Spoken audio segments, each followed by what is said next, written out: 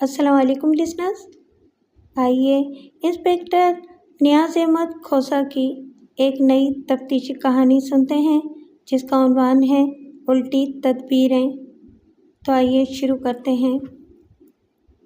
ये ज़िंदगी के मेले दुनिया में कम न होंगे, अफसोस हम न होंगे। मेले में मौजूद सर्कस के लाउड स्पीकर से ये नगमा गूंज रहा था। इसमें ज़िंदगी की हकीकत भी थी और हसरत भी। अब तो इस गाने को गाने वाला भी दुनिया से जा चुका है, रहे नाम अल्लाह का। मेले में मैं भी एक सिपाही के साथ सफ़ेद कपड़ों में घूम रहा था, जिस तरह के बाकी लोग घूम फिर रहे थे, लेकिन हमारा वो मकसद नहीं था। लीजिए, पहले आपको यहाँ आने की वजह बता देता हूँ। सुबह मैंने थाने में आकर यूं ही अपनी सीट संभाली, सिपाही शहजाद ने आकर कहा, सर, 2 बंदे आपसे मिलने आए हैं। मैंने कहा, भेज दो। जब वो मेरे सामने आए तो मैंने इनका बगौर जायज़ा लिया। एक 50 साला धान पान सा बंदा था, जबकि दूसरा नौजवान था। उम्र 20 के करीब होगी। रंग दोनों का सांवला था और शक्ल से बाप बेटा लगते थे। बातचीत के दौरान मेरा अंदाज़ा बिल्कुल सच साबित हुआ। बाप ने बताया कि इसका बड़ा बेटा सफ़ीर लापता हो गया है। मैंने चंद लम्हे दोनों के चेहरों की तरफ देखा, फिर बाप की तरफ देखते हुए कहा, जाहिर है वो बालिग और आकिल होगा। इसको कोई उठा के तो ले जा नहीं सकता। हो सकता है वो अपनी मर्ज़ी से गया हो और मौज मेला करके वापस आ जाए। मैंने कहा। बेटा बोला, थानेदार साहब, बात मौज मेले से भी आगे बढ़ गई है। पुत्र, तू ज़रा चुप कर, मुझे थानेदार साहब से बात करने दे। बेटा नक चढ़ा लगता था, पूरा सा मुँह बनाकर रह गया। थानेदार साहब, हमारे घर से थोड़ी दूर मेला लगा हुआ है। सफ़ीर वहाँ लगी सर्कस में काम करने वाली लड़की से दिल लगा बैठा है। इसको मैंने समझाया है कि मेला 7 दिन का है, फिर ये यहाँ से कूच कर जाएंगे। तुम ये क्या हिमाकत कर रहे हो? लेकिन इसके पल्ले मेरी बात नहीं पड़ी। मैंने इत्मीनान से इसकी सारी बात सुनी और फिर कहा, देखें जी, मेरे पल्ले भी कुछ नहीं पड़ा। आप मुख्तसर और काम की बात बताएं। अब्बा जी, आप थानेदार साहब को बात समझा नहीं सकते, मैं बात करता हूँ। फिर उसने अपने बाप की इजाज़त की ज़रूरत ना समझते हुए कहा, देखें जी साहब, और मतलब की बात यह है कि सफ़ीर भाई सर्कस में काम करने वाली लड़की शमा को दिल दे बैठा है। अब्बा जी का ख्याल ये है कि सर्कस वालों ने भाई को गायब कर दिया है। शमा इनके लिए सोने की चिड़िया है, बाकी आप खुद समझदार हैं। ओह, तो ये बात है। मैंने ये बात महसूस कर ली थी कि छोटा भाई बड़े भाई के लिए दिल में अच्छे जज्बात नहीं रखता। मैंने ये बात दिल में रखते हुए सवाल किया, लगता है जवान, तुम अपने भाई के लिए नेक ख्वाहिशात नहीं रखते? नहीं जी, ऐसी तो कोई बात नहीं, वो बखलीन झाँकते हुए बोला। खैर, फ़िलहाल ये जानना मेरी ज़रूरत नहीं कि तुम दोनों भाइयों के ताल्लुकात कैसे हैं। मेरी ज़रूरत यह है कि तुम लोग कोई ठोस सबूत दो, तब बात आगे बढ़ सकती है। मैंने साफ गोई का मुजाहरा करते हुए कहा। कुछ देर दोनों बाप बेटा खामोश रहे, फिर बाप बोला, थानेदार साहब, अंदर की बातें आपको रफ़ीक बताएगा। ये रफ़ीक कौन है? सफ़ीर का गहरा दोस्त है, ये दोनों इकट्ठे नज़र आते हैं, छोटा भाई बोला। थानेदार साहब, मुझे तो ये रफ़ीक एक आंख नहीं भाता। अव्वल दर्जे का आवारा और जुआरी है। पता नहीं इसने भाईजान पर क्या जादू कर दिया है कि इन्हें अच्छे बुरे की तमीज़ भूल गई है।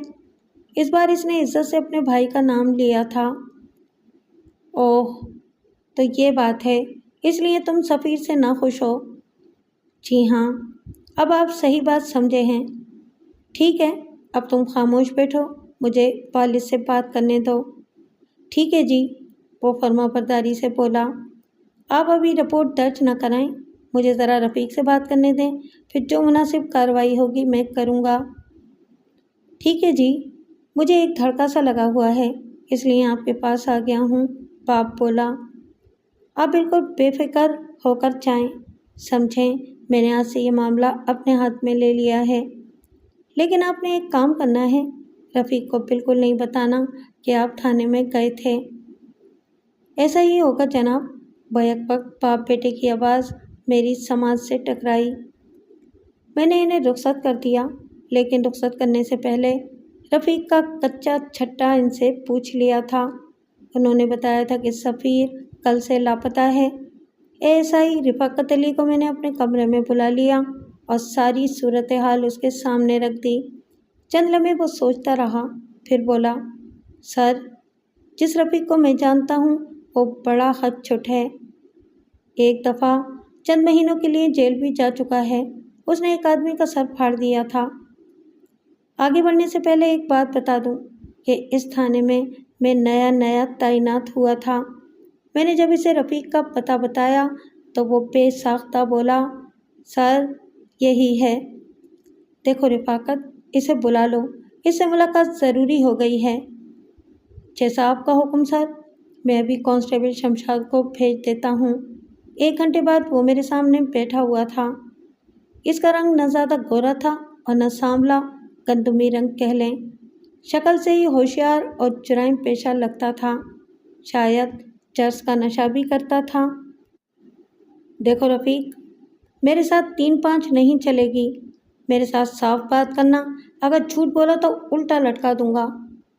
थानेदार साहब, मैंने सब बुरे कामों से तौबा कर ली है, हत्ता कि जुआ भी छोड़ दिया है। फिर पता नहीं आपने मुझे क्यों बुलाया है। बज़ाहिर लगता यही था कि वो मुझे चक्कर देने की कोशिश कर रहा है। इस वक्त मेरे कमरे में कांस्टेबल शमशाद भी मौजूद था। शमशाद, मैंने इसे मुखातिब करते हुए कहा, मैं इस लकड़ी के बांदर से सवाल और जवाब शुरू करने लगा हूँ। जो ही मैं इशारा करूँ, इसे एक थप्पड़ लगा देना। सर, आप बिल्कुल बेफिक्र होकर अपना काम शुरू करें, शमशाद ने रफ़ीक को घूरते हुए कहा। मैंने पहला सवाल किया, सफ़ीर को जानते हो? बिल्कुल जी, वो तो मेरा गहरा दोस्त है। मुझे पता चला है कि वो गायब है। उसने खुद ही अगले सवाल के लिए राह हमपार कर दी थी। तुम्हें कैसे पता चला? मैं आज सफ़ीर के घर गया था। इसके बाप ने बताया कि सफ़ीर कल सुबह से गया हुआ है, अभी तक वापस नहीं आया। तो मैं इससे सुबह सुबह क्या काम पड़ गया? मैंने पाल की खाल उतारी। काम? उसने अपना सर खुजाया, फिर बोला, कोई ख़ास काम नहीं था, बस जी ज़रा सैर सपाटे के लिए जाना था। कल भी तो वो तुम्हारे साथ था। नहीं जी, वो तो मुझे 2 दिन से नहीं मिला, तभी तो सुबह सुबह मैं उसके घर गया था। तुम्हें ये तो पता होगा कि वो सर्कस में काम करने वाली लड़की शमा के पीछे परवाना बना हुआ है। मुझे तो नहीं पता, मैं तो खुद हैरान हूँ, वो 2 दिन से मुझे मिला क्यों नहीं। मामला उलझ गया था। इसके गहरे दोस्त को पता नहीं था कि वो किस चक्कर में पड़ा हुआ है। फिर वो कल से मंदिर से गायब था। क्या माजरा था?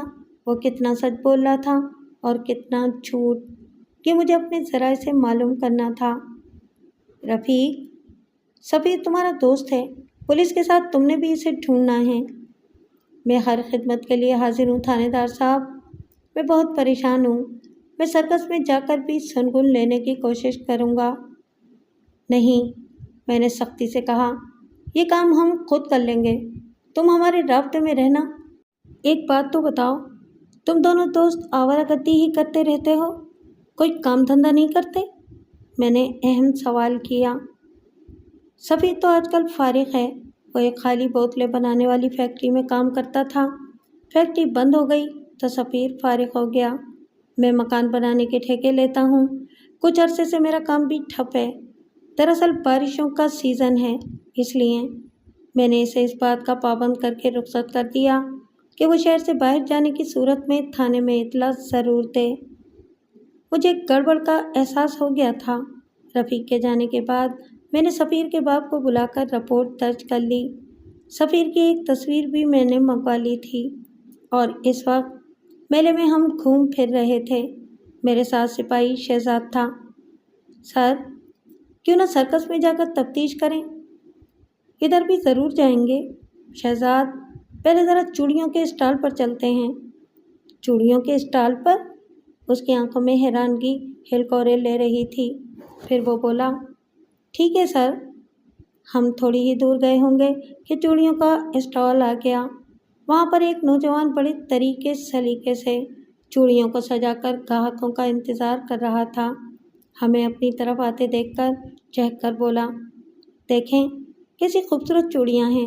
میں نے مسکراتے ہوئے کہا، واقعی سندر، لاجواب اور آنکھوں کو بھانے والی چوڑیاں ہیں۔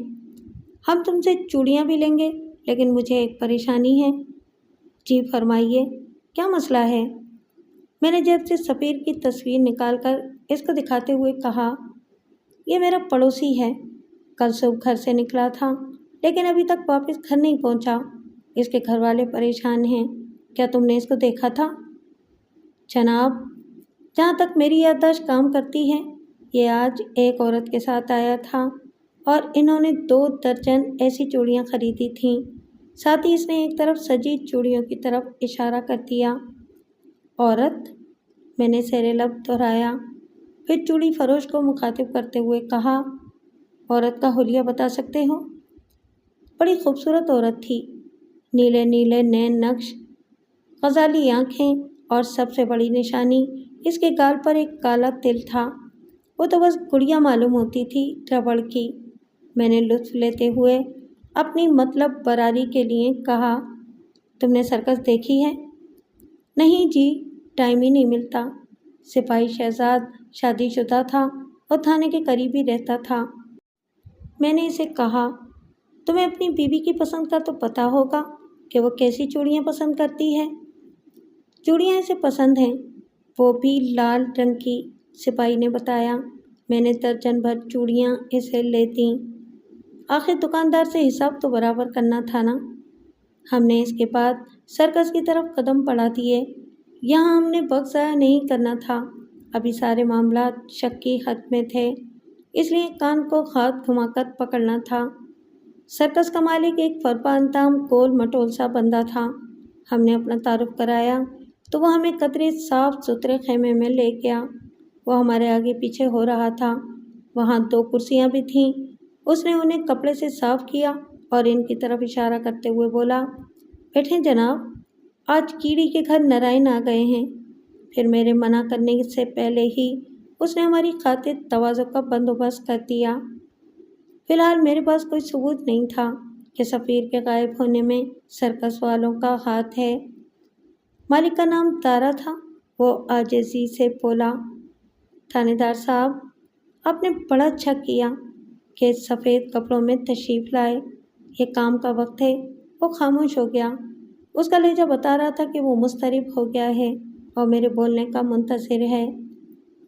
دیکھو دارا، میں صرف مجرموں کے لیے سخت ہوں اور میں نے عام آدمی کی عزت کا ہمیشہ خیال رکھا ہے۔ پھر سرکار، آپ حکم کریں۔ میں نے اس کے ساتھ بلی چوہے کا کھیل کھیلنے کی بجائے ٹو دی پوائنٹ بات کرنے کا فیصلہ کر لیا۔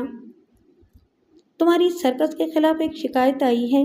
ایک جوان غائب ہو گیا ہے اور شک یہ ظاہر کیا گیا ہے کہ وہ سرکس میں کام کرنے والی لڑکی شمع کا پروانہ بن گیا تھا۔ یہ آپ کیا کہہ رہے ہیں؟ میرے علم میں تو ایسی کوئی بات نہیں۔ وہ چند لمحوں کے لیے رکا اور پھر بولا، یہ سارا کیا دھرا ساجن کا ہے۔ وہ ہاتھ دھو کر ہمارے سرکس کے پیچھے پڑ گیا ہے۔ اس نے دانت پیستے ہوئے کہا، یہ ساجن کون ہے اور کس وجہ سے تمہارے سرکس کے پیچھے پڑ گیا ہے؟ میں نے اس کی آنکھوں میں دیکھتے ہوئے کہا، کاروباری رقابت جناب، وہ مون لائٹ سرکس کا مالک ہے۔ اس میلے میں اس نے سرکس لگانے کی کوشش کی تھی لیکن اسے اجازت نہیں ملی۔ آپ کو تو پتہ ہے کہ یہ میلہ سرکار کی سرپرستی میں لگتا ہے۔ اس کا مطلب ہے کہ اس کی سرکس بدنام ہے؟ میں نے بغور اس کے چہرے کی طرف دیکھتے ہوئے کہا، دیکھیں جی، میں ساجن کی طرح گرنا نہیں چاہتا۔ دیکھو، لوہے کو لوہا کاٹتا ہے۔ تم اگر اسی طرح نرمی کا مظاہرہ کرتے رہے تو ایک دن ہاتھ ملتے رہ جاؤ گے۔ میں نے اسے گرمانے کے لیے کہا، یہ بات تو کسی اور طرف نکل گئی تھی۔ میں بغیر ثبوت کے کچھ نہیں کہہ سکتا۔ سنی سنائی بات یہ ہے کہ اس کی سرکس میں جو لڑکیاں کام کرتی ہیں وہ ٹھیک نہیں ہیں۔ آج کل اس کی سرکس کہاں ہے؟ میں نے سوال کیا۔ 7 والے گاؤں میں ہے۔ 7 والے گاؤں کا نام امن پورہ تھا۔ और हमारे थाने की हुदूद में आता था। मैं साजन और इसकी सर्कस को देख लूँगा, तुम ज़रा शमा को लेकर आओ। थानेदार साहब, अगर आप सिर्फ 15 मिनट ठहर जाएं तो बड़ी मेहरबानी होगी। वो इस वक्त करतब कर रही है। वो करती क्या है? वो और सरवर शेर के साथ करतब करते हैं और हमारे सर्कस को ज़मीन से आसमान पर पहुंचाने वाले ये दोनों ही हैं। फिर वो एक दूसरे के दीवाने भी हैं। सरवर शमा के पीछे घर बार छोड़कर आ गया है। ये कोई अनोखी और ताज्जुब वाली बात नहीं थी। कहते हैं कि मोहब्बत की कशिश कशिश शकल से भी बढ़कर है। पकोले शायर, कशिश शकल से बढ़कर है मोहब्बत की कशिश। ठीक है, मैं इंतज़ार कर लेता हूँ, लेकिन अब सरवर और शमा दोनों से मिलना ज़रूरी हो गया है। मैंने आपको कहा है ना कि ये सब किया धरा साजन का है। देखो, मेरी नरमी और शराफत से नाजायज़ फ़ायदा उठाने की कोशिश ना करो, वरना मैं दोनों को अभी पकड़ के थाने ले जाऊँगा, मैंने सख्त लहजे में कहा। मैंने उसकी तुम पर पैर रख दिया था। वो मेरे सामने हाथ जोड़कर खड़ा हो गया। सरकार, मैं तो आपका नौकर हूँ, मैं तबाह हो जाऊँगा। मैं शो ख़त्म होते ही इन्हें ले आऊँगा। शमा मलकूती हुस्न की मालिक एक दराज कामत 30 साला औरत थी। आंखें बड़ी बड़ी, जिन्हें झील से तशबीह दी जा सकती थी, और कद को सर्वकद कहा जा सकता था। सरवर में भी मर्दाना कशिश थी। ये चांद सूरज की जोड़ी थी।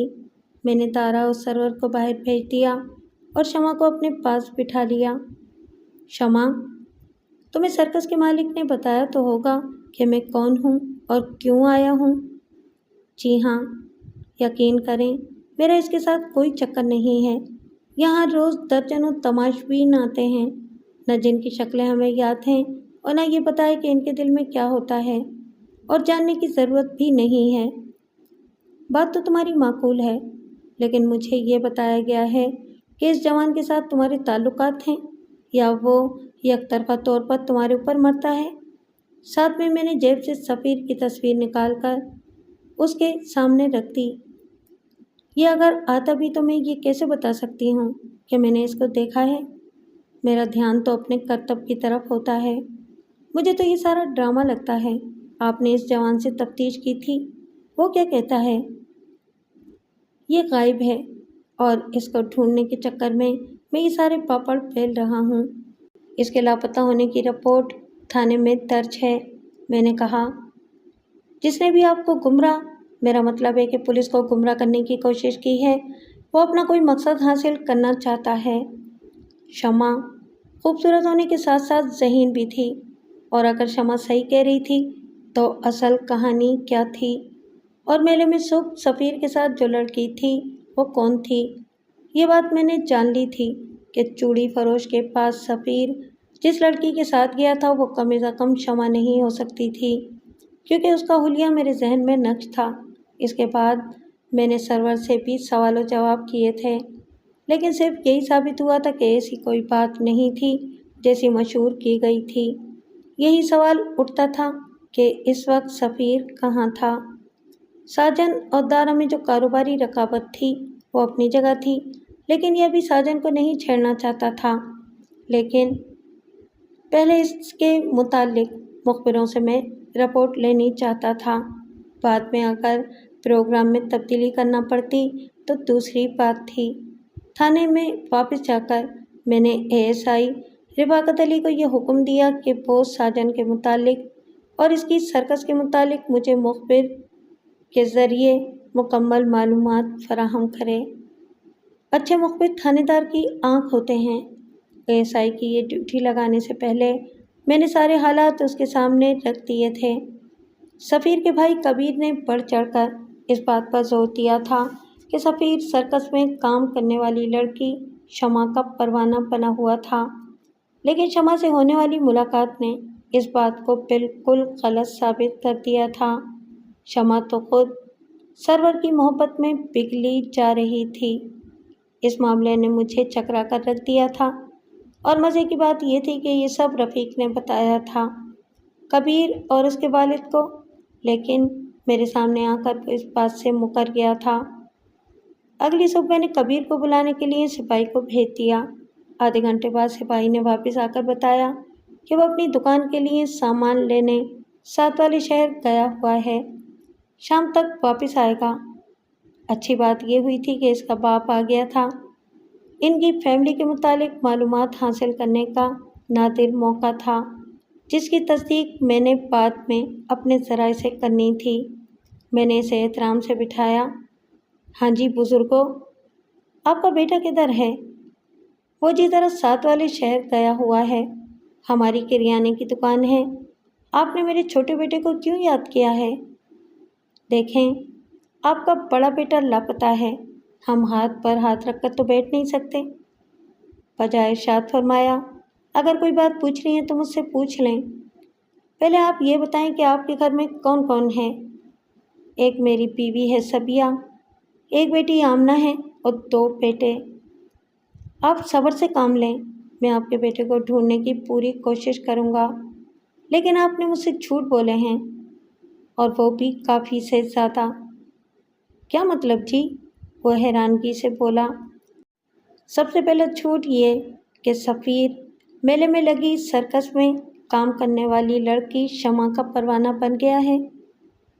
یہ بات ہمیں، میرا مطلب ہے کہ کبیر کو، رفیق نے بتائی تھی۔ آپ کا بیٹا یہ نہیں چاہتا تھا کہ سفیر رفیق کے ساتھ یارانہ رکھے۔ آپ نے اپنے بیٹے کو سمجھایا نہیں؟ سمجھایا تھا جی، لیکن اس معاملے میں وہ چکنا کھڑا ثابت ہوا تھا۔ میری رفیق سے تھانے میں ایک ملاقات ہو چکی ہے۔ وہ تو یہ کہتا ہے کہ وہ سب کچھ چھوڑ چکا ہے اور اسے شمع والے معاملے کا علم نہیں ہے۔ دیکھیں جی، سیانے کہتے ہیں کہ چور چوری سے جاتا ہے، لیکن ہیرا پھیری سے نہیں۔ ویسے میں نے تحقیق نہیں کی تھی۔ اس کے لہجے سے پچھتاوا صاف ظاہر ہو رہا تھا۔ میں نے ذرا غصے سے کہا، حالانکہ آپ کو ایسا کرنا چاہیے تھا، پھر آپ کے پاس جواز ہوتا سفیر سے بات کرنے کا۔ اس نے سر جھکا لیا۔ اس کے پاس اس سوال کا جواب نہیں تھا۔ یہ سب میں اس لیے کر رہا تھا کہ رفیق کی یہ بات مجھے ہضم نہیں ہوئی تھی کہ اس نے سب کچھ چھوڑ دیا تھا۔ اس کی تحقیقات تو میں نے کرنی تھی، اس لیے ابتدا میں نے سفیر کے باپ سے کر دی تھی۔ تفتیش کے لیے کافی داؤ پیچ کھیلنے پڑتے ہیں، نفسیاتی دباؤ ڈالنے پڑتے ہیں، اسی لیے میں نے کافی جھوٹ کا لفظ استعمال کیا تھا تاکہ سفیر کے باپ امیر خان کے دل میں جو کچھ ہے باہر آ سکے۔ لیکن لگتا یہی تھا کہ اب اس کے پاس کہنے کو کچھ نہیں ہے، اس لیے میں نے اسے اس تاکید کے بعد رخصت کر دیا کہ جو ہی اس کا بیٹا آئے وہ اسے تھانے میں بھیج دے۔ اس کے بعد میں نے فیصلہ کیا کہ مخبروں کی رپورٹ آنے سے پہلے مون لائٹ سرکس کا چکر لگاؤں۔ جب شام ذرا گہری ہو گئی تو میں نے وردی اتار دی، سادہ کپڑے پہنے، 2 سپاہیوں کو بھی ایسا ہی کرنے کا حکم دیا۔ تھانے کا انتظام و انصرام ASI رفاقت کے سپرد کیا اور ٹانگے میں بیٹھ کر مون لائٹ سرکس میں پہنچ گیا۔ ہمارے حلیے اور لباس اس طرح کے تھے جیسے ہم کوئی عیاش رئیس ہوں۔ پولیس کی نوکری میں ایسے بہرو بارہا میں نے اپنائے تھے۔ یہ پرانے دور کی باتیں ہیں۔ آج کل جدید ٹیکنالوجی کی بدولت پولیس کا کام کافی آسان ہو گیا ہے۔ مجھے یہ سرکس دارا کی سرکس کے مقابلے میں ذرا چھوٹی لگی۔ گھنٹیاں بج رہی تھیں اور ایک لڑکا جوکر کے لباس میں کھڑا لوگوں کو سرکس کا ٹکٹ لینے کی طرف راغب کر رہا تھا۔ میں صرف یہ دیکھنے آیا تھا کہ دارا نے ڈھکے چھپے لفظوں میں جو کہا ہے اس میں کتنی حقیقت ہے۔ میں نے گیٹ کیپر سے کہا، مجھے ساجن سے ملنا ہے۔ گیٹ کیپر سانولے رنگ کا 20-22 سالہ جوان تھا۔ اس نے لال رنگ کی قمیض اور سفید رنگ کی شلوار پہنی ہوئی تھی۔ یہ ساون کا موسم تھا، حبس تھا۔ جناب، آپ کون ہیں؟ تم لمبی چوڑی انکوائری کو چھوڑو اور ساجن سے صرف اتنا کہہ دو کہ لالا موسیٰ سے مہمان آئے ہیں۔ وہ تو چلیں جی، میں آپ کا پیغام پہنچا دوں گا۔ یہ انکاری جو آپ نے کہا ہے اس کی مجھے سمجھ نہیں آئی۔ میں ہنس پڑا اور سمجھ گیا کہ وہ چٹا ان پڑھ ہے اور انکوائری کو انکاری سمجھا ہے۔ او یار، پھر کسی ملاقات پر بتا دوں گا، اب تو آنا جانا لگا رہے گا۔ میں نے معنی خیز لہجے میں کہا۔ ٹھیک ہے جی، میں ابھی آپ کا پیغام پہنچا دیتا ہوں۔ یہ ابھی 10 منٹ بعد ہوئی۔ یہ اتنی دیر کیوں لگا دی؟ میں نے اس کی شکل دیکھتے ہی کہا۔ وہ جی میں ذرا باتھ روم میں چلا گیا تھا۔ جھوٹ اس کے چہرے پر لکھا ہوا تھا۔ بہرحال اس وقت میں اس سے الجھ کر معاملہ خراب نہیں کرنا چاہتا تھا۔ وہ یہ پیغام لے کر آیا تھا کہ ساجن صاحب کہہ رہے ہیں کہ مہمانوں کو عزت سے لے کر آ جاؤ۔ میں تھانے دار تھا، اس لیے مجھے گڑبڑ کا احساس ہو گیا تھا، ورنہ عام آدمی اسے نارمل ہی لیتا۔ اب بلی کو تھیلے سے باہر لانے کا وقت آ گیا تھا۔ ساجن دراز قامت، دبلا پتلا، 50 سالہ بندہ تھا۔ رنگ گندمی تھا، چہرے سے لگتا تھا کہ کینہ توز ہے اور اس نے گھاٹ گھاٹ کا پانی پیا ہوا ہے۔ وہ چالاک بھی لگتا تھا۔ ایسے لوگ اڑتی چڑیا کے پر گن لیا کرتے ہیں۔ اس کا خیمہ صاف ستھرا تھا، جس نے تقریباً 20-22 فٹ جگہ گھیری ہوئی تھی۔ وہاں ایک چارپائی، 4 کرسیاں اور ایک میز پڑی ہوئی تھی۔ بیٹھیں جی، میں نے آپ کو پہچانا نہیں۔ ساجن صاحب، ہمیں آپ سے ایک خاص کام ہے، میں نے ایک کرسی پر بیٹھتے ہوئے کہا اور ساتھ ہی سپاہیوں کو بھی بیٹھنے کا اشارہ کر دیا۔ کیا مطلب جی؟ ہر بات پہ جی کہنا شاید اس کا تقیہ کلام تھا۔ ساجن اب اتنے بھولے بھی نہ بنو۔ پچھلے دنوں 2 بندے تم سے لڑکی لے کر گئے تھے، وہ آج کل ذرا بیمار ہیں، اس لیے مجھے خود آنا پڑا ہے، میں نے ہوا میں تیر چلاتے ہوئے کہا۔ آپ کو جی غلط فہمی ہوئی ہے، میں صرف سرکس چلاتا ہوں، یہاں یہ مکرو دھندا کاروبار نہیں ہوتا۔ ایسی لڑکیاں آپ کو دارا کی سرکس میں ملیں گی، اس نے دانت پیستے ہوئے کہا۔ گیم الٹ گئی تھی، شاید اس نے ہمیں پہچان لیا تھا، لیکن اس کی خباثت کھل کر سامنے آ گئی تھی۔ وہ یہ سمجھ رہا تھا کہ دارا نے ہمیں اس کے پیچھے لگایا ہے، حالانکہ دارا تو اس کے متعلق کوئی بات کرنا ہی نہیں چاہتا تھا۔ تو بلی تھیلے سے باہر آ گئی ہے، میں نے اسے گھورتے ہوئے کہا۔ ذرا گیٹ کیپر کو تو بلاؤ، کیا نام ہے اس کا؟ جی شاکر، ادھر اس کو سب شکرا کہتے ہیں۔ چند لمحوں کے لیے اس نے میری طرف رحم طلب نظروں سے دیکھا اور پھر بولا، اس غریب کو آپ نے کیا کہنا ہے؟ میں نے سپاہی مدثر سے کہا، جاؤ اسے گھسیٹتے ہوئے لے آؤ۔ او جناب، میں بلاتا ہوں جی۔ چند لمحوں بعد ہی وہ میرے سامنے تھا۔ میں نے اسے گھورتے ہوئے ایک دھکا مارا، پھر اونچی آواز میں کہا، اس بار تو بڑی جلدی آ گئے، پہلے کیا موت پڑ گئی تھی؟ وہ میں نے آپ کو بتایا تو تھا کہ باتھ روم۔ ابھی الفاظ اس کے منہ میں ہی تھے کہ سپاہی مدثر نے ایک سناٹے دار تھپڑ اس کے منہ پر رسید کرتے ہوئے کہا۔ تھانے دار صاحب، جو کچھ پوچھ رہے ہیں سچ سچ بتاؤ، ورنہ یہاں سے تھانے تک گھسیٹتے ہوئے لے جاؤں گا۔ سپاہی نے ذہانت کا ثبوت دیا تھا۔ جب بات کھلی گئی تھی تو بلی چوہے کا کھیل کھیلنے کی ضرورت ہی نہیں رہی تھی۔ وہ جی مجھے ساجن صاحب نے کہا تھا کہ ذرا دیر بعد جانا۔ اچھا بھولے بادشاہ، اب لگے ہاتھوں یہ بات بھی بتا دو کہ تم نے اپنے مالک، میرا مطلب ہے کہ سرکس کے مالک کے کان میں کیا پھونکا تھا کہ اس نے یہ بات کہتی؟ وہ ان پڑھ ہونے کے باوجود اتنا کور مغز نہیں تھا کہ میری بات اس کے پلے نہ پڑی ہو۔ پھر وہ سپاہی کا ہاتھ بھی دیکھ چکا تھا۔ اس نے ایسی نظروں سے ساجن کی طرف دیکھا جیسے کہہ رہا ہو، میں مجبور ہوں۔ وہ بولا، دراصل میں نے ان کو پہچان لیا تھا، میں ان کو وردی میں دیکھ چکا تھا۔ ساتھ ہی اس نے سپاہی مدثر کی طرف اشارہ کر دیا۔ ٹھیک ہے، تم جاؤ۔ وہ اس طرح چلا گیا جیسے جان چھوٹی سلاخوں پائے والا معاملہ ہو گیا ہو۔ ہاں تو ساجن صاحب، اب بتائیں لڑکیوں کو کہاں چھپایا ہے؟ اس وقت وہ مجھے ایسی حالت میں نظر آیا جیسے اس کے دیوتا کوچ کر گئے ہوں۔ کھکیاتے ہوئے لہجے میں بولا، تھانے دار جی، اب آپ سے کیا پردہ، میری سرکس اتنی چلتی نہیں، اس لیے آپ مجھے ایک دفعہ معاف کر دیں، آئندہ آپ کو شکایت کا موقع نہیں ملے گا۔ یہاں میں اپنی طرف سے کچھ باتیں کرنا چاہوں گا۔ ساجن کی نیت میں فطور تھا، वरना दारा की सर्कस चल नहीं रही थी बल्कि दौड़ रही थी। और बेशक इसको दौड़ाने में शमा और उसके पार्टनर सरवर का बड़ा हाथ था, लेकिन साजन के दिल में हसद था। वो बस कूट कूट कर भरा हुआ था और वो मुझे मेहनत करने वाला नहीं बल्कि सहल रास्ता इख्तियार करने वाला लगता था। ऐसी ही गंदी मछलियों ने आगे चलकर जिस्म फरोशी के धंधे को फ़रोग़ दिया था और साफ सुथरी तफरी से लोगों ने आंखें फेर ली थीं।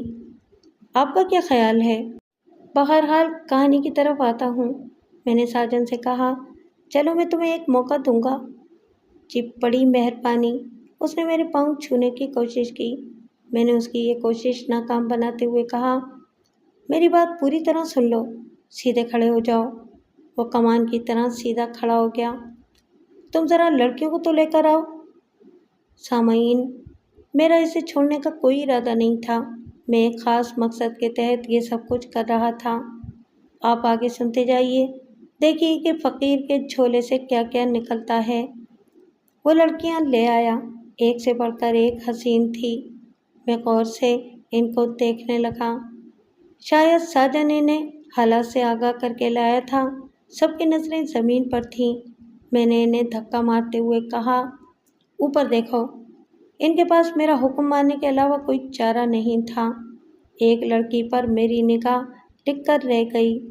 अचानक मेरे जहन में झमाका सा हुआ। बिल्कुल यही हुलिया चूड़ी फरोश ने बताया था। इधर मुझे लड़की की आंखों में सरासीमगी नजर आई तो ये बात थी, साजन साहब, आपको और इस लड़की को हमारे साथ चलना पड़ेगा, क्योंकि एक जवान लापता हो गया है और इस जवान को आखिरी बार इस लड़की के साथ मेले में देखा गया था। साथ ही लड़की की तरफ मैंने इशारा कर दिया। ये आप क्या कह रहे हैं जनाब? मैं तो लड़की मिनमिनाई। एक बात का फैसला कर लो कि तुमने तमाशा बनकर जाना है या शराफत से। ठीक है जी, आप हमें सर्कस के पीछे से ले जाएं, लेकिन मैं आपको यकीन दिलाता हूँ कि जवान के गायब होने में हमारा कोई हाथ नहीं। हम सर्कस के पिछवाड़े से घुमाकर इनको थाने में ले आए। अभी इन पर जुर्म साबित नहीं हुआ था। ज़्यादा से ज़्यादा इन पर जिस्म फरोशी का केस बन सकता था। इसके लिए गवाह चाहिए थे। मैं इनको अपने दफ्तर में ले आया। पहले मैं घी को सीधी उंगलियों से निकालना चाहता था।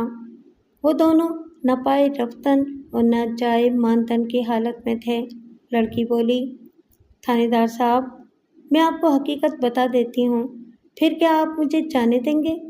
मैं आपको यकीन दिलाती हूँ कि मैं आइंदा आपको सर्कस में नज़र नहीं आऊँगी। किसी के गंदे कपड़े धो लूँगी। मैंने दिल में सोचा, अगर ये काम तुम पहले कर लेती तो आज यहाँ न बैठी होती। लेकिन मैंने इस पर जाहिर नहीं होने दिया कि मैं क्या सोच रहा हूँ और इसके हिलते हुए होंठों से निकलने वाले अल्फाज पर कान लगा दिए।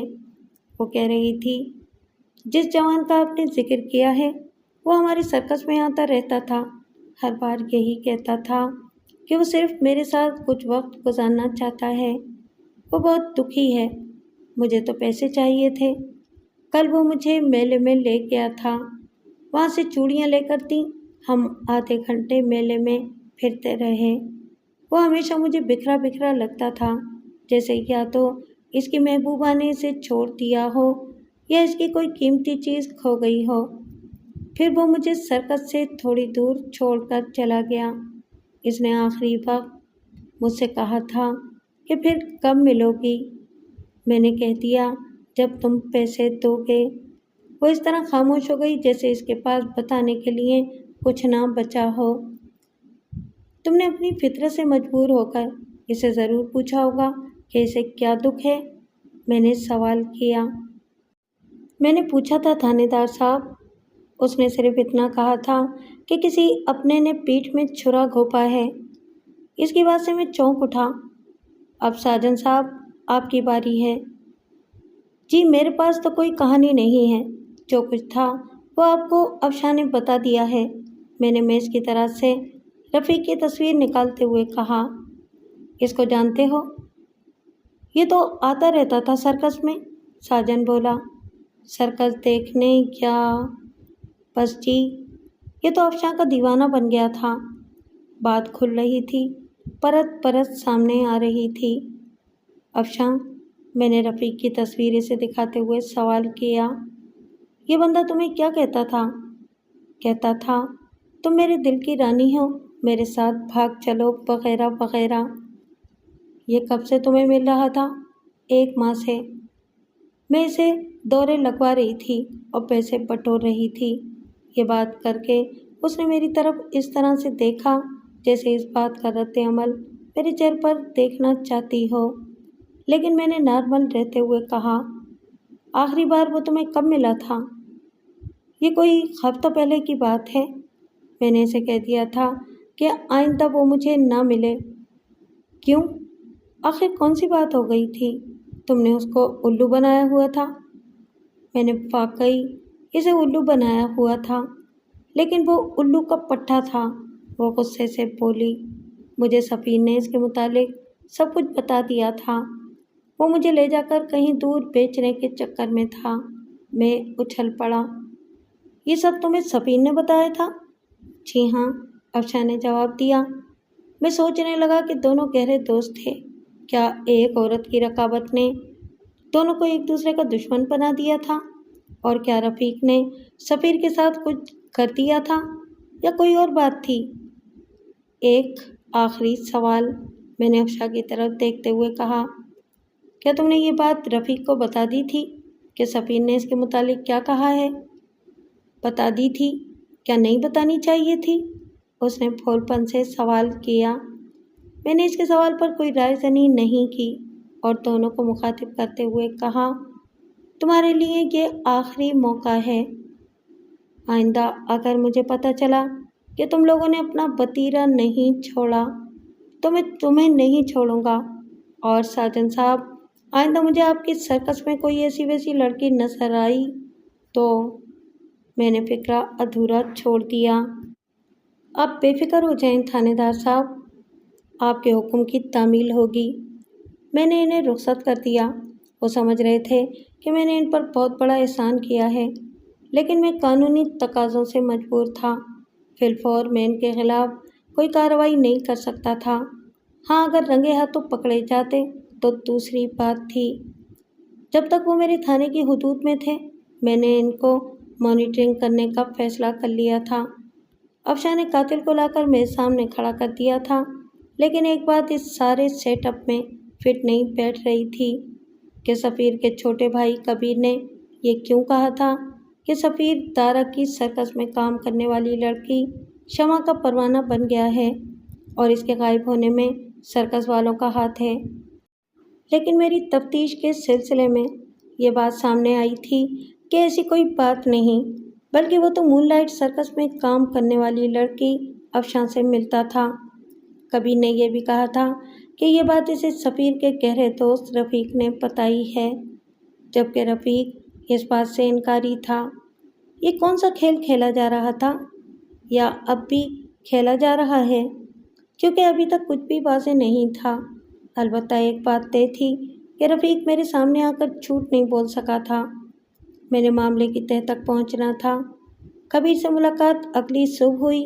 वो मेरे थाने में आने से पहले थाने में बैठा हुआ था। जब उसको मेरे कमरे में लाया गया तो उसकी आंखें ये कहानी सुना रही थीं कि अभी उसकी नींद पूरी नहीं हुई। मैंने इसे बैठने के लिए कहा। वो बैठ गया। कबीर, तुम शाम को क्यों नहीं आए? मैंने पूछा। जनाब, क्या बताऊं, बस ख़राब हो गई थी। पहले सौदा लेने में ज़्यादा वक्त लग गया, फिर आते वक्त ये मुसीबत पड़ गई। रात 12 बजे के करीब घर पहुंचा और वाली साहब ने अजानों के वक्त जगाकर इधर भेज दिया। देखो कबीर, मैंने तुम्हारी हालत देखकर तुम्हें बिठा दिया है, लेकिन अगर तुमने अब भी मुझे चक्कर देने की कोशिश की तो सारा दिन एक टांग पर खड़ा रखूँगा। थानेदार साहब, मैंने पहले भी आपको कोई चक्कर नहीं दिया था। ये नींद भी क्या चीज़ है, इंसान की सारी अकड़ फ़ौरन निकाल देती है। जब वो अपने वालिद बुजुर्गवार के साथ आया था तो बड़ा बढ़ चढ़ कर बोल रहा था, अब भीगी बिल्ली बन गया था। रफ़ीक ने तुम्हें जो कुछ कहा तुमने जहन में बिठा लिया, तस्दीक नहीं की? जानते हो रफ़ीक ने क्या कहा है? नहीं जी, मैं तो बस इतना जानता हूँ कि जो कुछ उसने बताया था वो मैंने अपने वालिद साहब को और बाद में आपको बताया था। फिर रफ़ीक भाईजान का गहरा दोस्त भी था, इसे झूठ बोलने की क्या ज़रूरत थी? यह तो मैं रफ़ीक से पूछ ही लूँगा कि उसने जो तुम्हें बताया मेरे पास आकर इनकारी क्यों हो गया। देखो तुम एक बार फिर अच्छी तरह से सोच लो। थानेदार साहब, आप बेशक मेरी चमड़ी उधेड़ दें, अगर कोई और बात निकले। मैंने इसे अंधेरे में रखने की बजाय हकीकत बता दी। तुम्हारे भाईजान मेले में लगी सर्कस में काम करने वाली लड़की शमा की बजाय साथ वाले गांव में लगी सर्कस की लड़की अफशा के साथ देखा गया है। वो इससे पहले भी मिलता रहा था। थानेदार साहब, इस सारे मामले में लेकिन एक बात गौर तलब है कि रफ़ीक ने सात गांव में लगी सर्कस की बजाय मेले में लगी सर्कस का नाम क्यों लिया? तुम्हारा सवाल तो जहानत से भरपूर है। अब मैं रफ़ीक को उल्टा लटका कर नीचे मिर्चों की धुनी लगाऊंगा। मुझे शक है कि रफ़ीक ने सफ़ीर के साथ कुछ कर दिया है। साथ ही मूनलाइट सर्कस से हासिल होने वाली मालूमात इसके कोश गुजार कर दी। क्या मतलब जी? कबीर कुर्सी से उछलकर खड़ा हो गया, फिर अचानक नीचे गिर गया। ये सब बेसाख्ता हुआ था। मैंने इसे उठाकर कुर्सी पर बिठा दिया। ज़रा होश से काम लो, मैंने तो सिर्फ शक का नाम लिया है। अल्लाह करे सफ़ीर खैरियत से हो। वो इस तरह मेरी तरफ देखने लगा जैसे इसकी समझ में कुछ ना आ रहा हो। मैंने इसे मुखातिब करते हुए कहा, बाहर जाकर मुँह हाथ धोकर घर जाओ, अगर ज़रूरत हुई तो तुम्हें फिर बुला लूँगा। वो चला गया।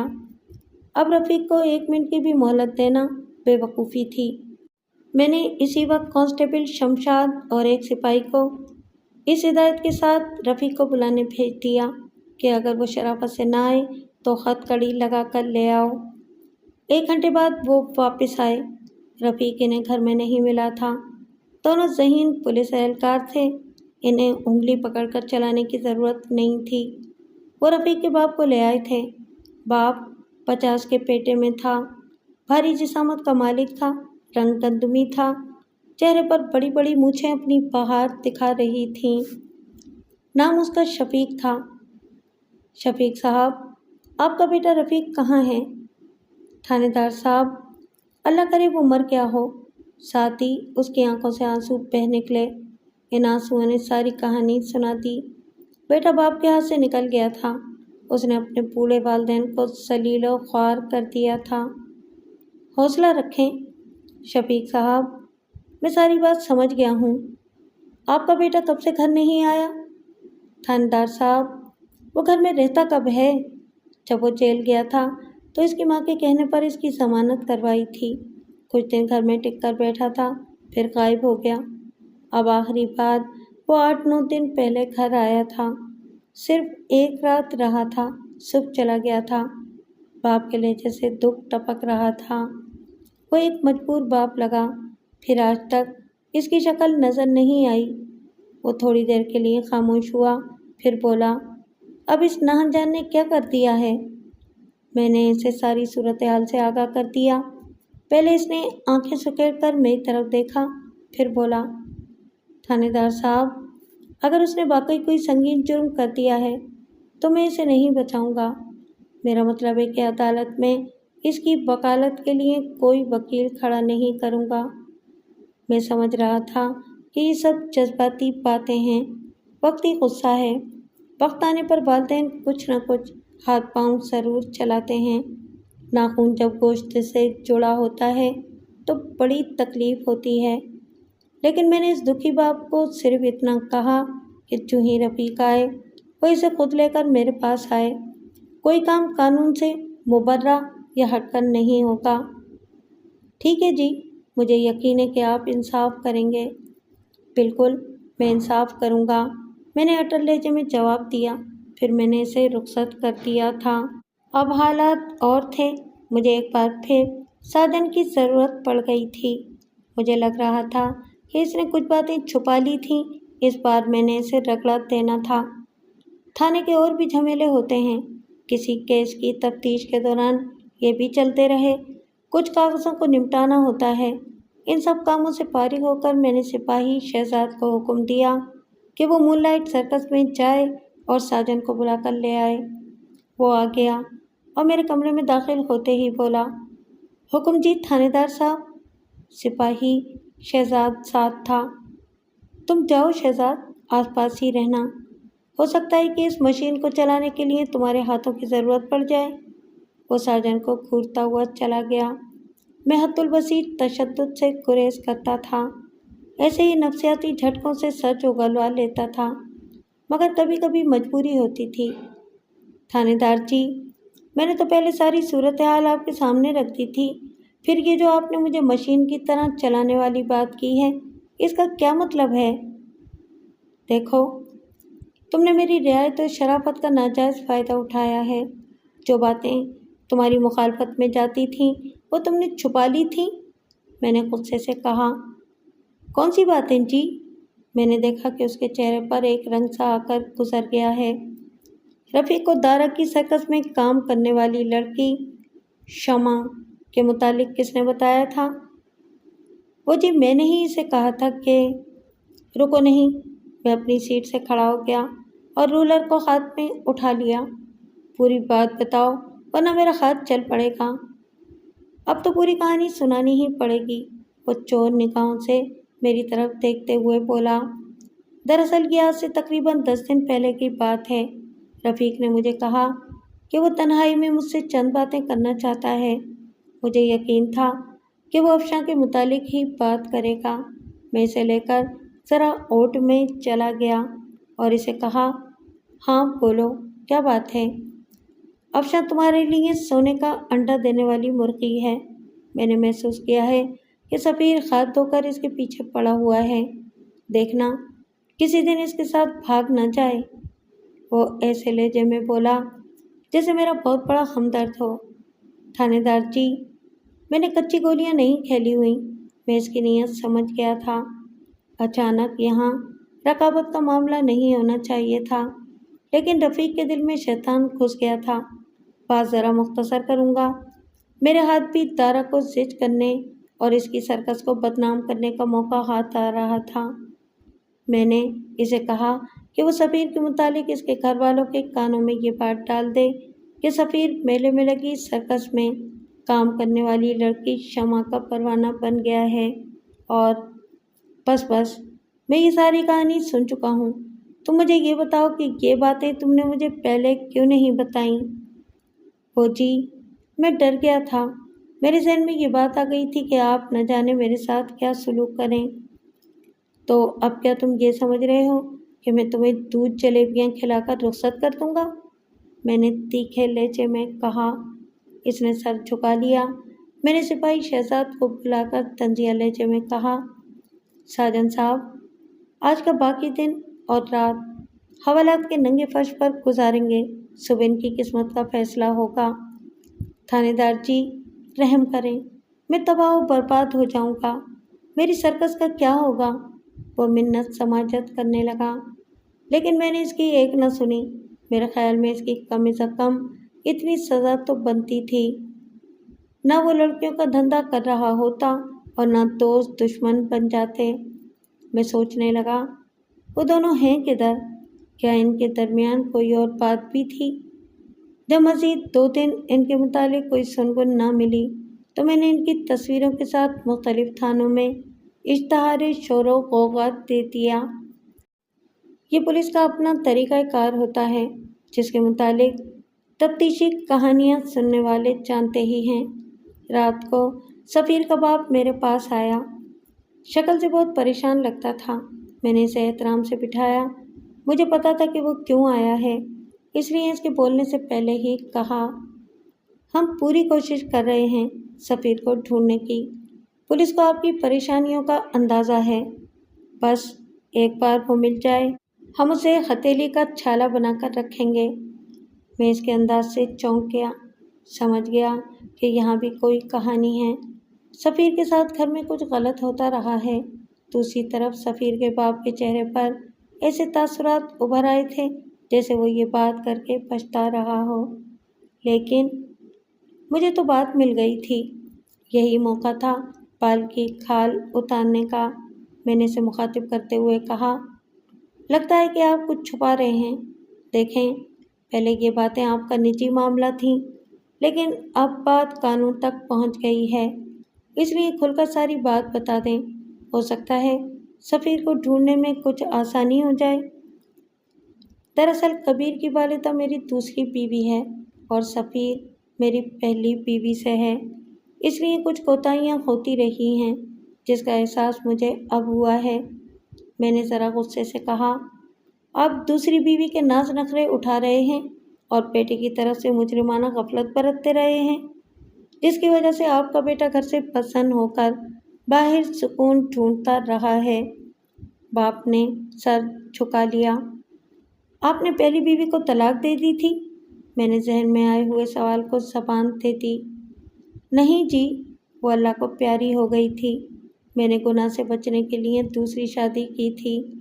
دوسرا اس وقت سفیر صرف 5 سال کا تھا۔ تم نے گناہ سے بچنے کے لیے دوسری شادی کی تھی، لیکن یہ گناہ جو تم بیٹے کی حق تلفی کر کے کرتے رہے ہو، اس کے متعلق کیا کہو گے؟ وہ چپ رہا، جیسے زمین نے اس کی زبان کو گنگ کر دیا ہو۔ میں کوئی مولوی یا وائز نہیں تھا جو اس معاملے پر ایک تقریر کر ڈالتا۔ جو کچھ میں کہہ سکتا تھا، حالات کے مطابق وہ میں نے برملا کہہ دیا تھا، اور ساتھ ہی اسے یہ کہہ کر رخصت کر دیا تھا کہ سجدے میں گر کر اپنے رب سے دعا مانگو کہ تمہیں بیٹا صحیح سلامت مل جائے۔ مجھے خیریت نظر نہیں آ رہی ہے۔ ویسے سفیر کی ساری کہانی آپ بھی سمجھ ہی گئے ہوں گے۔ اس نے باہر پیار کو ضرور ڈھونڈا تھا، لیکن اپنے دامن کو گناہ آلود نہیں کیا تھا۔ ایسے جوان خال خال ہی ملتے ہیں۔ اس کے بعد میں آرام کرنے اپنے کوارٹر میں چلا گیا تھا۔ اگلی صبح تھانے میں آ کر میں نے ساجن کو اس تنبیہ کے ساتھ چھوڑ دیا تھا کہ اگر آئندہ اس کی طرف سے مجھے کوئی شکایت ملی تو سیدھا جیل بھجوا دوں گا۔ یہ بات یہاں میں آپ کو بتا دوں کہ کچھ دن بعد وہ اپنی سرکس اکھاڑ کر کہیں اور چلا گیا تھا۔ میں نے سوچا، خس کم جہاں پاک، کم سے کم میرے تھانے کی حدود اس کے وجود سے پاک ہو گئی تھی۔ اب میری ساری توجہ رفیق اور سفیر کی تلاش پر مرکوز ہو گئی۔ دونوں کو زمین کھا گئی تھی یا آسمان نکل گیا تھا۔ تھانے کے مخبر بھی اپنا کام کر رہے تھے۔ اشتہار شور و غوغا بھی مختلف تھانوں میں دے دیا گیا تھا۔ یہ اس سے 2 دن بعد کی بات ہے۔ میں اپنی روزمرہ کی ڈیوٹی انجام دے رہا تھا کہ سپاہی شہزاد نے آ کر بتایا، سر، ایک بندہ آیا ہے، کہتا ہے کہ مجھے تھانے دار صاحب سے کام ہے۔ اس اللہ کے بندے سے پوچھنا تھا نا، کیا کام ہے؟ پوچھا تھا سر، لیکن وہ کہتا ہے معاملہ ہی ایسا ہے، اس لیے تھانے دار صاحب کو ہی بتاؤں گا۔ اس وقت صبح کے 10 بجے تھے۔ بھیج دو، بھائی دیکھتے ہیں کیا کہتا ہے۔ کچھ دیر بعد جو بندہ میرے کمرے میں آیا، اس نے دھوتی باندھی ہوئی تھی، اوپر ململ کا کرتا پہنا ہوا تھا، پاؤں میں ہوائی چپل تھی جو باٹا کی لگتی تھی۔ عمر تقریباً 50 سال ہوگی۔ جسم اس عمر میں بھی مضبوط تھا۔ میں نے اسے کہا، بیٹھ جائیں اور اطمینان سے بتائیں کہ کیا کہنا چاہتے ہیں۔ تھانے دار صاحب، مجھے معاملہ پراسرار لگا، اس لیے اپنا فرض سمجھتے ہوئے حاضر ہو گیا ہوں۔ میں ماہی گیر ہوں، گاؤں جنن پورہ میں رہتا ہوں۔ ہمارے اور گاؤں مراد آباد کے درمیان ایک چھوٹا سا دریا ہے جس سے میں اپنی روزی حاصل کرتا ہوں۔ آج کل شکار کا موسم نہیں ہے۔ آج صبح میں ویسے ہی اس طرف نکل گیا تھا۔ جہاں میں گیا تھا وہ پانی ذرا گہرا ہے اور اس کے اندر کچھ گہرائی میں بڑی بڑی جھاڑیاں ہیں۔ وہاں مجھے عجیب سی بو محسوس ہوئی۔ جہاں تک میری نظر نے کام کیا، میں نے دیکھا، لیکن کچھ واضح نظر نہیں آیا۔ بس یوں محسوس ہوا جیسے جھاڑیوں میں کوئی کپڑا سا پھنسا ہوا ہو۔ میں نے اس کا طولانی بیان سن کر ایک طویل سانس لی اور ASI رفاقت کو بلا کر ساری صورتحال اس کے سامنے رکھ دی۔ چند لمحوں بعد وہ سوچتا رہا، پھر بولا، سر جی، میں کانسٹیبل شمشاد اور 2 سپاہیوں کو ان بزرگوں کے ساتھ بھیج دیتا ہوں، ساری بات واضح ہو جائے گی۔ ٹھیک ہے، لیکن پوری تیاری کے ساتھ بھیجنا، میں نے معنی خیز لہجے میں کہا۔ آپ بالکل بے فکر ہو جائیں سر، میں آپ کی بات سمجھ گیا ہوں۔ 2 گھنٹے بعد بالکل خلاف توقع بات سامنے آئی۔ وہاں نیچے جھاڑیوں میں ایک لاش پھنسی ہوئی تھی، جو کہ ہماری ٹیم پوری تیاری کے ساتھ گئی تھی، اس لیے انہیں لاش نکالنے میں زیادہ دشواری نہیں ہوئی۔ خلاف توقع یہ بات نہیں تھی کہ وہاں سے لاش برآمد ہوئی تھی، یہ تو میرے تجربے نے مجھے پہلے ہی بتا دیا تھا۔ خلاف توقع بات یہ تھی کہ وہ رفیق کی لاش تھی۔ جی ہاں، لاش کی حالت یہ ظاہر کر رہی تھی کہ یہ کچھ دن پرانی ہے۔ میرا قیاس یہ تھا کہ یہ بندہ اس دن لقمہ اجل بنا تھا جس دن آخری بار میلے میں چوڑی فروش نے سفیر کو ایک عورت کے ساتھ دیکھا تھا، یعنی یہ دونوں اس کے اسٹال پر آئے تھے۔ لاش کو پوسٹ مارٹم کے لیے بھیجنے سے پہلے میں نے رفیق کے باپ کو بلا کر لاش دکھا دی تھی، وہ گمسم ہو گیا تھا۔ اگلے دن لاش پوسٹ مارٹم ہو کر آ گئی۔ رپورٹ کے مطابق یہ بندہ پانی میں گرنے سے ہلاک ہوا تھا۔ یہ پانی میں پھنس گیا تھا اور وہیں تڑپ تڑپ کر اس نے اپنی جان دے دی تھی۔ واقعی جو ٹیم دریا پر گئی تھی انہوں نے یہی بتایا تھا کہ پانی میں بڑی بڑی جھاڑیاں تھیں جن میں جوان کی لاش پھنسی ہوئی تھی۔ کافی دیر سے رفیق کے والد 4 بندوں کے ساتھ آئے بیٹھے تھے۔ کاغذی کارروائی مکمل کر کے لاش میں نے ان کے حوالے کر دی۔ میرے ذہن میں بہت سے سوال گردش کر رہے تھے۔ کیا رفیق نے خودکشی کی تھی؟ یعنی پانی میں چھلانگ لگائی تھی یا کسی نے اسے دھکا دیا تھا؟ اگر یہ بات تھی تو دھکا دینے والا کون تھا؟ اور اس سوال کے ساتھ ہی ایک سوال اور بھی جڑا ہوا تھا کہ رفیق وہاں کیوں گیا تھا؟ مجھ تک پہنچنے والی معلومات کے مطابق وہ جگہ گاؤں جنن پورہ کے بالکل آخر میں تھی۔ دوسرے گاؤں مراد آباد تک جانے کے لیے ایک راستہ بنا ہوا تھا جو دریا کے دائیں کنارے کے ساتھ ساتھ تھا۔ بہت سے سوالوں کے جواب رفیق اپنے ساتھ ہی لے گیا تھا۔ سب سے پہلی بات جو میرے ذہن میں آئی وہ یہ تھی کہ رفیق نے شاید اپنا وتیرہ چھوڑا نہیں تھا۔ معاملے کی تہہ تک پہنچنے کے لیے ہم نے ایک ایسے مخبر کی ڈیوٹی لگا دی جو اپنے مطلب کے لیے جواریوں اور چھوٹے موٹے جرائم پیشہ لوگوں میں اٹھتا بیٹھتا تھا۔ مخبر کا نام ناظم تھا، ساتھ ہی اسے یہ تاکید بھی کی تھی کہ کل تک رپورٹ چاہیے۔ اگلے دن 12 بجے سے پہلے ہی ہمیں رپورٹ مل گئی۔ کچھ دن پہلے تک رفیق بشیر نامی جوان کے ساتھ بھی دیکھا جاتا تھا۔ یہ سفیر کے غائب ہونے سے پہلے کی بات ہے۔ مخبر شبیر کا پتہ بھی لے آیا تھا۔ جب پولیس کے ہاتھ کوئی بات یا سراغ لگ جائے تو باقی کام آسان ہو جاتا ہے۔ بشیر تھانے کے قریب ہی رہتا تھا۔ ہم نے بشیر کو بلا لیا۔ وہ گورے رنگ کا ایک 26 سالہ جوان تھا، چہرے پر زخم کا نشان بھی تھا۔ بال وحید مراد اسٹائل کے تھے، شکل سے ہی آوارہ گرد اور نشئی لگتا تھا۔ میں نے اسے بٹھایا نہیں اور سپاہی شمشاد کو اس کے سر پر مسلط کر دیا۔ میں نے اسے آڑے ہاتھوں لینے کا فیصلہ کر لیا تھا۔ بشیر صاحب، آپ بڑی مشکل میں پڑ گئے ہیں اور اس مشکل سے نکلنا صرف اسی صورت میں ممکن ہے کہ آپ ہمارے سوالوں کے جواب بالکل سچ سچ دیں، میں نے طنزیہ لہجے میں کہا۔ تھانے دار صاحب، میں نے کیا کیا ہے؟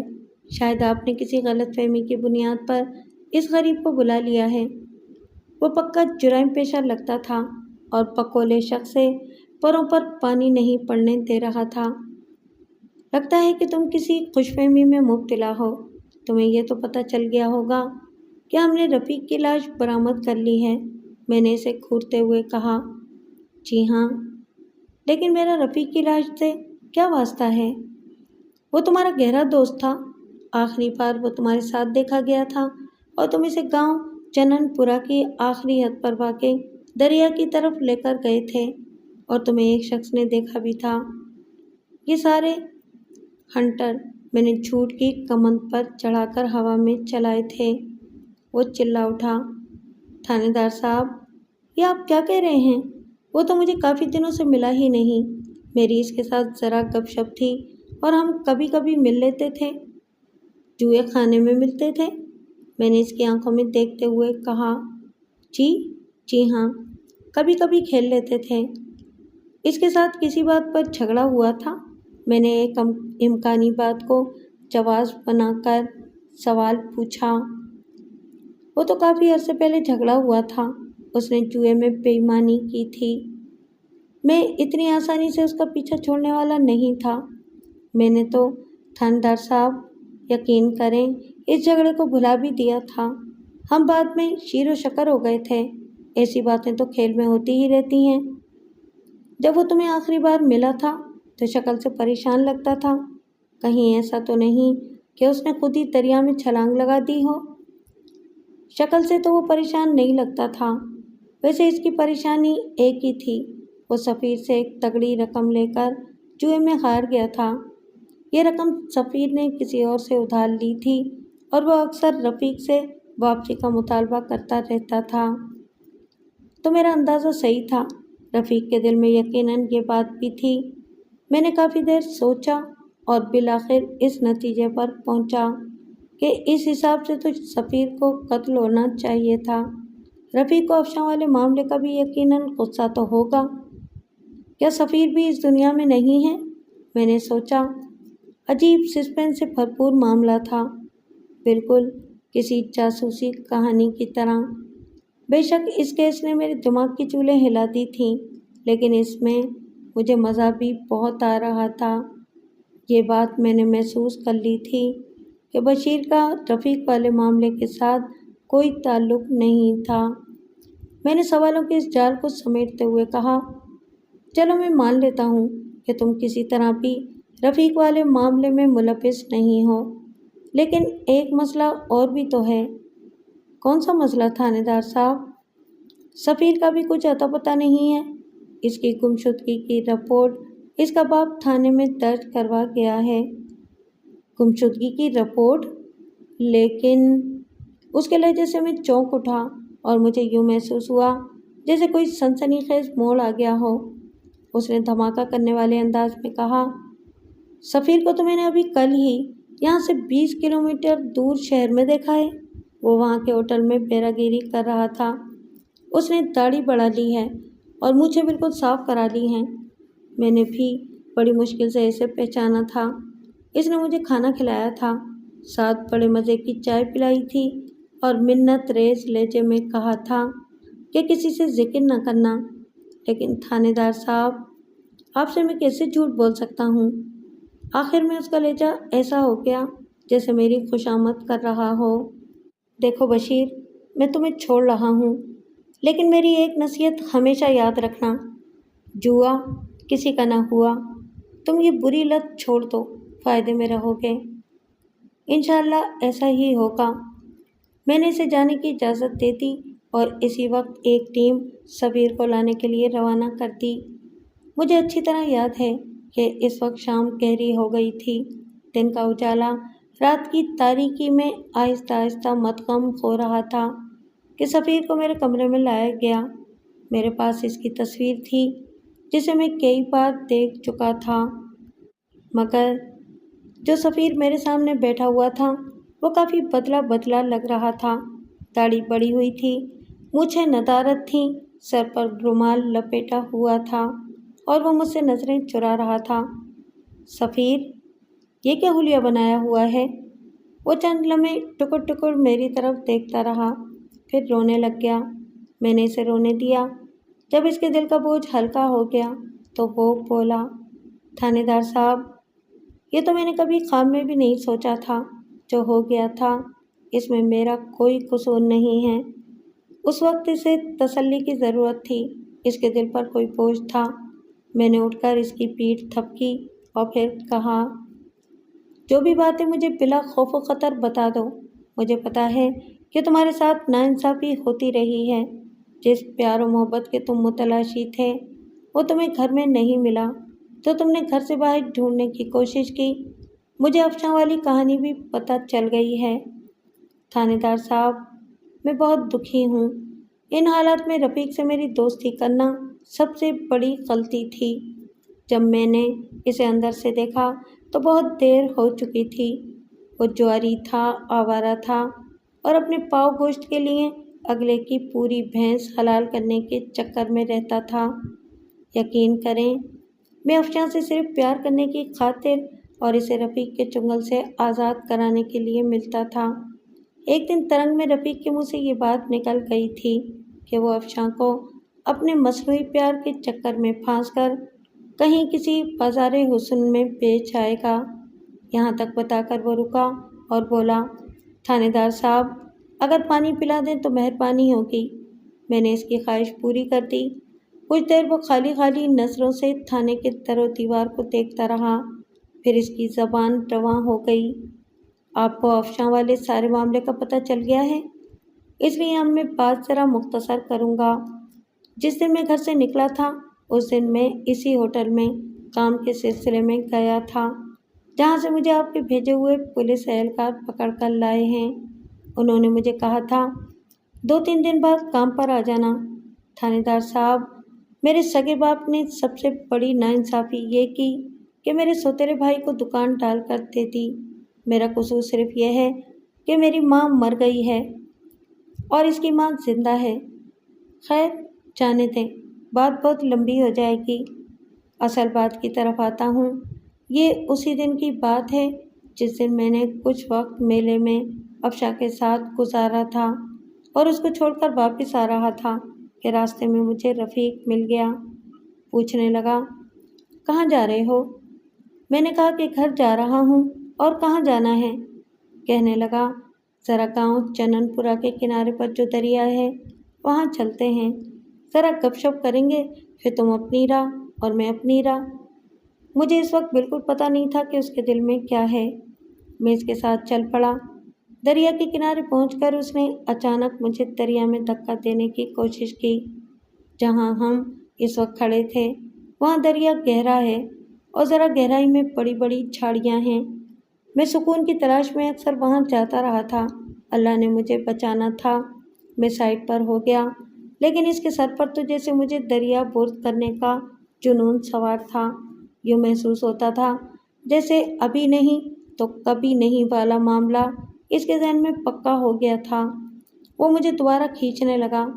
मैंने अपने आप को उसके चुंगल से आज़ाद करवाने के लिए थोड़ा ज़ोर लगाया तो वो जो बिल्कुल किनारे पर था, फिर इसके पाँव पानी को छू रहे थे। तवाज़ुन बरकरार न रख सका और पीछे की तरफ उल्टा कर दरिया में गिर गया। मेरा अंदाज़ा था कि वो सीधा झाड़ियों में गिरा है। इसी वक्त वो जगह बिल्कुल सुनसान थी। मैं वहाँ से एक बोझ लेकर वापस आ गया और घर जाने की बजाय शहर के होटल में चला गया। मेरी दाढ़ी पहले ही कुछ बड़ी हुई थी। मैंने इसे बढ़ने दिया और मूछें साफ करा दी। यह है सारी कहानी थानेदार साहब। मैं डर गया था और इस वक्त मेरे सोचने समझने की सलाहियतें संगालूद हो गई थीं। मैंने राह फरार में ही अपनी आफियत समझी। न जाने क्यों मुझे यकीन हो गया था कि रफ़ीक अब कभी जिंदा पानी से ऊपर नहीं आएगा। वो खामोश हो गया। मैंने सफ़ीर के बाप को बुलाकर सारी बात उसे बता दी थी और कहा था, अच्छा सा वकील कर लो। बाज़ औक़ात ऐसे हो जाता है कि सारी तदबीरें उल्टी हो जाती हैं। इंसान जो कुआं दूसरे के लिए खोदता है इसमें खुद गिर जाता है।